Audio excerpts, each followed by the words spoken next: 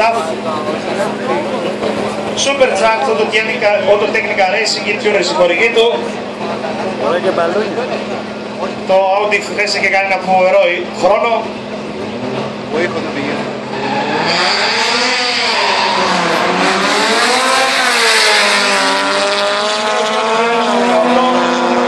7-9 με 8-4 στο 200 τερματίζει ο κύριος Πάλμες με νέο ατομικό ρεκόρ το Audi 11-7-209, ενώ ο κύριος Καβαδίας έχει κάνει 12-2 με 216.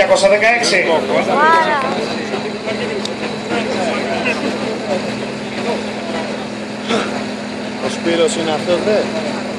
Ο Σπύρος είναι? Όχι, όχι. Όπου Τσακουμάκης τώρα είναι μαχαιριά, εδώ είναι αυτό. Στο διάδρομο 1 λοιπόν με το νούμερο 76 ο κύριος Βάιτσος Θανάσης με Mitsubishi Evo 9 τράκα ο χορηγός του και δίπλα ακριβώς με το νούμερο 57 ο κύριος Βαλτεράς Μανώλης με ένα Audi S3 TFSI με Technica Racing Supercharged Tuner η χορηγή του.